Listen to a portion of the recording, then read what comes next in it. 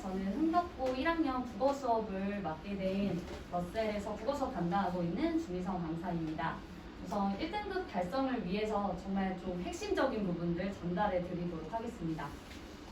자, 저는 그냥 간단하게 소개를 드리면 메가스터디 러셀 분당, 영통, 강남 출강하고 있고요. 매년 흥덕고 전문으로 이제 여기서 국어 수업 계속 담당하고 있었습니다. 다른 영역들은 한번 읽어보시면 좋을 것 같고요. 자, 그리고 성적 향상 결과는 이제 작년도의 성적 향상 결과 살짝 보여드리고요. 흥덕고 친구들뿐만 아니라 제가 이제 맡았던 친구들 성적 향상 결과입니다. 이런 부분들은 이제 살짝 보여드리는 거고요. 그리고 이제 흥덕고 친구들 성적 향상 결과입니다. 저희 지금 수강하고 있는 수강생들 성적 향상 결과를 보여드리는 거고요. 흥덕고가 8, 9명에서 1등급이 나와요. 그래서 1등급 수가 굉장히 적고 학생 수가 적은데 한 저희 8, 9명 중에서 4명 정도 1등급을 맞았습니다. 자, 그리고 내신 성적이 얼마나 중요한지 조금 설명드리고 싶어서 이거는 수록을 해놨는데요. 자, 입학사정관이 중시하는 평가 항목, 특히 수시에서 보시면 지원학과 관련 교과 성적이 1위고 그리고 학생부 전 교과 성적이 4위예요. 그래서 어쨌든 수시에서도 교과 성적, 내신 성적이 너무나도 중요하다라는 거는 말씀드릴 수 있을 것 같습니다. 아까 얘기했듯이 1등급 맞기가 사실 너무너무 힘들죠. 10명 이하 1등급이라고 말씀드렸는데 작년 기준은 8, 9명에서 이제 1등급이 나왔고요. 그래서 30명 이내만 맞을 수 있는 1, 2등급이기 때문에 굉장히 좀 힘들다라는 걸 말씀드릴 수 있을 것 같아요. 그리고 교과관리가고 수능관리라고 말씀드릴 수 있을 것 같은데 논술이나 학생부 종합관리 전형이 줄어들면서 교과 점수와 정시가 중요해지고 있어요. 그래서 수시에서도 교과 점수 비중이 높아지고 있고 내신 문제가 수능 문제처럼 나오고 있기 때문에 국어의 상향평준화, 국어가 굉장히 내신에서도 어렵게 출제가 되고 있습니다. 그래서 어차피 교과관리, 내신 점수 관리가 곧 수능 관리로 이어지기 때문에 내신 성적 관리랑 정시를 같이 함께 해야 한다는 거 말씀드릴 수 있고요. 자, 흥덕고는 지금 보시면은 평균 68점 정도로 나오는 건데 이 정도면 난이도 높은 편이에요. 그리고 평균으로 잡은 거고 50점대가 나온 적도 있어요. 그래서 흥덕고는 시험 문제가 난이도가 꽤 있는 편이고 자, 여기 보시면 A, B, C, D, E 이렇게 가는 거거든요. 그래서 지금 A부터 E까지 5등분으로 학생들의 성적을 나눈 거예요. 그래서 보시면 극상위권은 좀 적고 중상위권 친구들이 많은 그런 분포도를 볼 수가 있어요. 그래서 보시면 평균이 조금 낮고 표준 편차가 보통인 학교이기 때문에 이 학교는 시험 난이도가 좀 높은 편이다. 그 다음에 표준 편차가 보통이라는 거는 학생들의 수준이 좀 고루고루 분포가 되어 있다. 요거를 알 수가 있고요. 그리고 극상위권이 좀 적고 중상위권이 많은 학교다 보니까 아까도 말씀드렸다시피 1등급은 8, 9명밖에 안 돼요. 그러면 그 안에서의 벽은 굉장히 견고할 수밖에 없어요. 그래서 극상위권이 적고 중상위권 거기서 엄청난 다툼이 시작이 되는 거죠. 그래서 2, 3등급 싸움이 굉장히 치열한 학교입니다. 이런 학교에서는 차라리 시험 난이도 높은 게 나아요. 시험 난이도가 쉬워버리면 그냥 한 문제 실수로도 등급 자체가 완전히 갈려버릴 수가 있어서 그리고 흥덕고 같은 경우는 국어 시험은 시험 문제 개수가 적어요. 아까 여쭤보니까 영어 선생님은 한 28문제 정도 출제가 돼서 한 문제당 배점이 3점에서 4점이라고 얘기를 하시는데 저희 국어는 20문제? 21문제 정도밖에 안 돼서 배점이 막 5점대까지도 나와요. 그러니까 그게 2문제나 3문제 틀려버리면 벌써 80점대 초반이고 이러거든요. 그래서 점수 배점이 굉장히 높기 때문에 문제 개수가 적고 그런 부분들을 생각을 했을 때는 정말 실수가 용납이 안 된다. 흥덕고 같은 경우는 그냥 1등급이 아니라 정말 100점을 목표로 하지 않으면 안 되는 그래서 하나라도 삐끗하면 사실 8, 9명이 들어가기 어렵죠. 그 대신 이번에 최근에 봤던 시험 문제는 난이도가 엄청나게 높았어가지고 2문제 틀린 친구들도 1등급 내에 진입을 하긴 했었는데 그거를 바라기는 사실 어렵죠.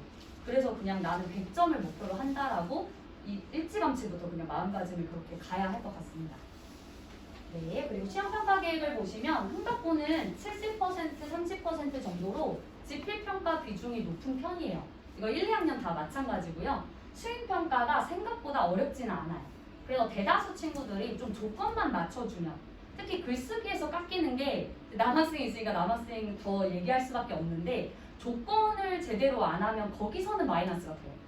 그래서 조건 명확하게 이제 만족만 해주면 만점 맞는 거는 그렇게 어렵지 않은, 좀 꼼꼼하지 않은 친구들이 조건 못 맞춰가지고 틀려오더라고요. 그래서 거기서 마이너스가 깎여오고 이러는데, 보통 수행평가는 그렇게 어렵게 가지는 않고요. 그리고 저한테 많이 자문을 하죠. 친구들이 어떤 수행평가가 있다 이러면 저희는 어차피 흥덕고 맞춤형 수업이기 때문에 애들한테 말을 해요. 수행평가 뭐뭐뭐 있는지 쌤한테 얘기해. 그래서 제가 다 준비해주기도 하고, 당연히 뭐 대필 수준은 아니겠지만 아이들 첨삭을 다 봐주고요. 그리고 또 가끔은 문법이나 이런 거 시험 봐요. 수행평가로. 그래서 그런 것들은 제가 좀 같이 해주거나 수업을 해주거나 이런 식으로 진행을 해서 저희 반은 흥덕고 맞춤형 수업이기 때문에 그런 부분들이 가능합니다. 자, 난이도 높은 편이라고 아까 말씀드렸고요. 지필평가 비중이 높은 편이고, 함정 문제가 많아서 실수를 줄여야 하고, 아까도 말씀드렸듯이 문제 개수가 굉장히 적은, 그래서 점수 배점이 높은 학교입니다. 한 문제만 틀려도 네, 점수대 확 떨어질 수 있다는 거, 그리고 등급도 확 낮아질 수 있다는 거를 꼭 보셔야 될 것 같고요. 그리고 국어 시험 유형을 좀 설명을 드리면 다답형 문제가 많이 출제가 돼요. 이런 걸 다답형 문제라고 하는데, 기니디림, 여기서도 마찬가지로 기니디림이 이렇게 되어 있죠. 이거는 다답형 문제가 뭐냐면 여기서 하나만 잘못 골라도 틀리는 문제죠.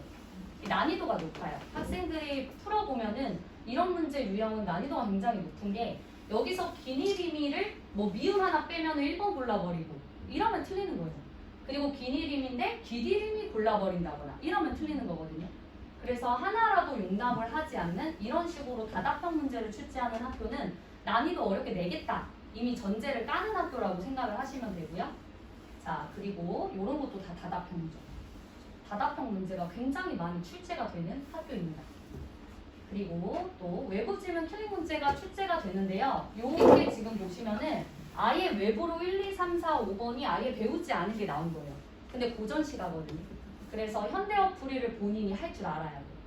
그래서 외부 문제, 킬러 문제가 나올 것이다 라는 거, 그래서 내가 외부 문제가 나오더라도 분석할 수 있는 능력과 현대어 풀이 능력이 필요한 거죠. 그래서 아까도 말씀드렸듯이 내신 문제가 중학교 때는 막 그냥 암기 위주로 간다면 이제는 그런 식으로 공부를 하면 안 되고, 내신 문제, 수능 문제화라는 게 이런 거예요. 자기가 수능 문제 같은 경우 범위 없이 풀어야 되는 능력이 필요한 것처럼 내신에서도 이제는 이런 능력들이 좀 필요한 거죠.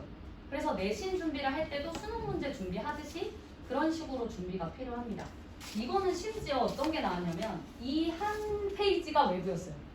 이게 이 보기가 아예 배우지 않은, 그러니까 배운 것들을 토대로 이 배우지 않은 거를 해결해야 되는데 이렇게까지나 외부 문제에 힘을 들이고 있다라는 거죠. 그래서 이거 친구들이 풀 때도 저도 기억이 나는 게, 보자마자 한숨부터 푹 나왔다고. 외부가 나온 것도 부담돼 죽겠는데 이렇게 긴 게 나와가지고 많이 힘들어하고 좀 많이 틀렸던 문제이기도 합니다. 이런 걸 이제 흥덕고에서 내고 있다는 거죠. 자, 그리고 그 다음에 표현법 문제가 다시 출제가 돼요. 특히 이제 문학 같은 경우는 표현법을 확실하게 좀 알고 있는가. 그리고 보면은 굉장히 지역적이에요. 지역적이라는 거는 포괄적으로 내지 않고 그 표현법이 정확히 쓰였어까지 보는 거예요.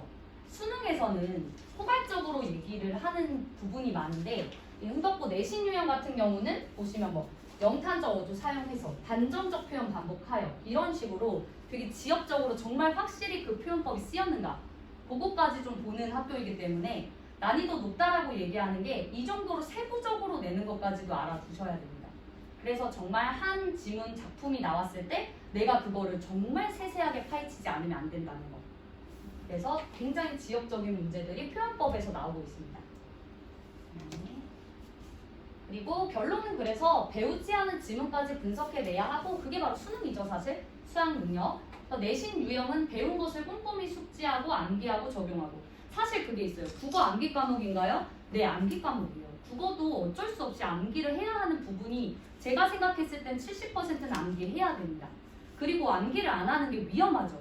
아까도 말씀드렸다시피 내가 8, 9명 1등급 안에 들어야 되는데 암기를 안 하는 것보다 하는 게 낫다라는 거죠. 그래서 암기 70% 정도는 해야 하고, 나머지 30%의 당락을 좌우하는 것은 역시 수능 유형, 배우지 않은 보기를 해석하는 영역, 이런 영역까지 같이 들어와줘야 100점을 볼 수 있는 거죠. 네, 그렇다면 어떻게 대비해야 할까요? 저 같은 경우는 기초적으로 분석법을 적용하게 합니다. 그래서 제 수업을 이제 들은 친구들은 알겠지만 문학 작품이든 뭐가 나왔을 때 내가 분석할 수 있는 능력, 그 능력이 우선은 전제로 깔리고 그 다음에 다양한 작품과 지문을 접해보게 하고요. 그리고 응용해서 기출문제로 접근하게 하고 마지막으로 최종 확인하는 식으로, 그래서 이제 4단계로 진행을 합니다. 자, 그리고 분석 노트로 완벽 개념 숙지를 먼저 해요. 그래서 제 교재 샘플을 좀 이따 보여드릴 텐데 저는 흥덕고만을 위해서 만든 교재가 따로 있기 때문에 제 수업을 따라오는 친구들은 미리 구매를 하셨다면은 이제 환불해 주셔도 돼요. 자습서가 필요가 없고요. 그래서 저는 저를 따라오는 친구들은 제가 알아서 교재를 다 만들어서 드리기 때문에 자습서 따로 구매하시지 않으셔도 되고 저 따로 구매하실 때 없습니다. 제가 만든 흥덕고만을 위한 완벽 교재로 개념 숙지를 하게 하고요. 매주 확인 테스트를 합니다. 그래서 이 확인 테스트에 통과를 못하면 사실 재시험을 보거나 남거나 1대1 클리닉을 진행하고요. 이 결과는 이제 부모님께 다 갑니다. 그리고 기출문제 풀이를 하고 이제 1대1 개별 클리닉을 통해서 관리 시스템이 계속 나아가고요. 자, 그리고 제 교재를 좀 샘플을 보여드리면 이게 좀 안 보이실 수도 있는데 제가 모든 이제 자습서나 평가문제집 혹은 시중에 나와 있는 교재들을 총망라하고 제가 다 만든 교재로 이루어져 있어요. 어떤 식으로 보시면 되냐면 작품 지문이 이렇게 있고 오른쪽에 설명들이 나와 있고 여기 이렇게 빨갛게 되어 있는 부분들이 다 빈칸이 뚫리는 부분들이에요. 그래서 빈칸을 뚫어놓고 학생들이 수업을 들을 때 채워나가는 식으로 자습서를 제가 선호하지 않는 것이 자습서는 설명이 텍스트 바로 밑에 나와요. 그러면 아이들이 지문과 설명을 따로 보지를 못해요.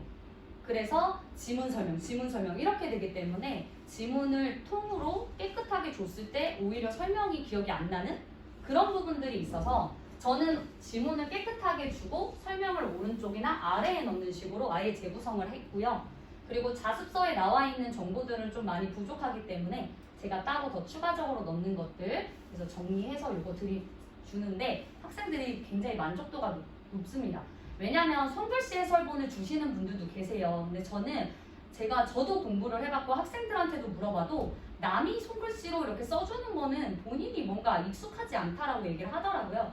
그래서 이렇게 깔끔하게 정리된 교재를 주면 본인이 알아서 손글씨로 연습을 잘 할 수 있게 그런 식으로 구성을 해놨습니다. 자, 그래서 자습서, 평가 문제집, 교사용 교과서, 해법, 꿈틀, 참고서 모든 것들이 다 들어가 있는 그런 교재고 마지막에 이제 마무리 핸드북까지 이렇게 해서 줍니다. 그래서 핸드북 조그맣게 주면은 이제 그때부터는 한 2주 정도는 그거 들고 다니면서 암기하고 보고 숙지하고 그렇게 해서 요게 인기가 되게 많아서 애들이 맨날 얘기해요. 선생님 핸드북 언제 줘요? 핸드북 빨리 주세요. 이런 식으로 얘기도 하는데 한 2주 정도 전에 이제 마무리 핸드북이 나갑니다. 왜냐면 진도 범위를 미리 안 알려주세요. 선생님들도 미리 공부를 할까봐 거의 2주 전에야 진도 범위가 확정이 돼서 확정되자마자 만들어서 나갑니다. 자, 그리고 글자를 나올 수 있는 외부 지문 정리 및 표현 방법 예시. 그 다음에 요게 뭐냐면요. 외부 지문 사전을 제가 따로 줘요. 아까 말씀드렸죠. 외부 지문이 나온다고. 근데 외부 지문이 나왔을 때 아이들이 너무 막연해요. 어떤 외부가 나올지 모르잖아요. 그래서 저는 관련되어 있는 외부 지문을 외부 지문 사전으로 만들어서 줍니다. 그래서 예를 들어 이육사 광야의 시가 나왔다. 그럼 이 시와 관련돼서 이상화의 빼앗긴들에도 복문 오는가나 이육사 똑같은 이육사 시인의 교목이나 이런 식으로 관련된 시가 나올 수 있다는 것을 정리해주고 또 표현법에 언어유희가 나왔다. 그럼 언어유희 예시를 쭉 정리를 해줘요. 이런 것들이 주로 필러 문제로 나올 것이다 라고 해서 이런 식으로 다 정리를 해서 줍니다. 예시를. 그래서 외부 지문 사전을 주기 때문에 외부 지문이 나온다고 해서 그렇게 당황하지 않아도 되고요. 제가 나올 수 있는 범주 안에서 다 정리를 해드려요. 물론 요거가 아닌 게 나올 수도 있지만 거의 비슷한 맥락으로 나옵니다. 그래서 요거를 해놓으면 친구들이 뭐 아예 낯선 게 나오더라도 그렇게 당황하진 않아요. 비슷한 맥락에서 나올 거니까. 네. 그러면 어떻게 대비해야 할까? 진단, 처방, 해결이라고 저는 말씀드릴 수 있을 것 같은데 특히 학교 내신, 학교별 그 시험 같은 경우는 학생들마다 어려운 게 다 달라요. 이 친구는 이게 어렵다 그러고 이 친구는 이게 어렵다 그러고 절대적으로 클리닉이 너무나도 필요합니다. 그래서 1대1로 학생들을 진단하고 그 학생에게 맞는 처방책을 주고 그리고 나서 계속해서 피드백을 해서 해결하는 식으로 나아가는 그런 방식을 진행한다라고 알아두시면 좋을 것 같고요. 그래서 저는 밤낮 없이 정말 끝없는 소통을 합니다. 지금 보시면은 밤 11시에 보통 아이들이 많이 질문을 해요. 이게 친구들이 실제로 질문을 하는 거고 제가 답변을 이렇게 해주는 거예요. 물론 1대1 클리닉도 하고요. 수업 끝나고도 질문을 받지만 자기들이 질문하고 싶은 시간이 사실 따로 있어요. 그때가 밤 11시에서 한 12시 정도? 그때 제가 질문 시간에 질문을 다 받아요. 그래서 이런 식으로 아이들한테 개별적인 질문을 다 받고 있고요. 그래서 이렇게 항상 하고 있습니다. 보시면 시간이 다 이런 시간들이에요. 그래서 아이들이 원하는 시간에 저는 질문을 받아주는 게 맞다라고 생각을 하기 때문에 무조건 질문을 밤에 받아주고 있고요. 클리닉 시간 이외에도 이렇게 끊임없이 소통을 합니다. 그렇게 되었을 때 이런 결과를 가지고 오는 거겠죠. 그래서 학생들한테 네 이거 이번에 다 받은 이제 문자인데 이 친구들이 흥덕고 친구들이거든요. 그래서 기적이 일어났어요 하면서 1등급 이제 이 친구가 4등급에서 1등급 된 친구예요. 그래서 기적이 일어났다고 이렇게 얘기한 것 같습니다. 네, 그러면은 이제 다음 선생님이 또 계셔서 이거는 간단하게 말씀드리면 제가 내신 수능 맞춤형 수업 하고요. 복습 확인 테스트하고 기본 문제, 심화 문제, 서술형 대비 문제 다 총 망라해서 과제가 나오고요. 결석 시에는 그대로 찍은 영상이 제공되고 피드백과 문자 전송 다 나아갑니다. 자, 그러면 흥덕고 1학년은 3월 12일 대개강해서 일요일 오전 시간대에 있고요. 흥덕고 2학년 같은 경우는 토요일 오전 시간대 이렇게 나와 있습니다. 그래서 이 시간대로 우선은 되어 있습니다. 네, 그러면은 제 설명회는 마치겠고요. 다음으로 이제 수학 선생님의 설명이 들어오도록 하겠습니다.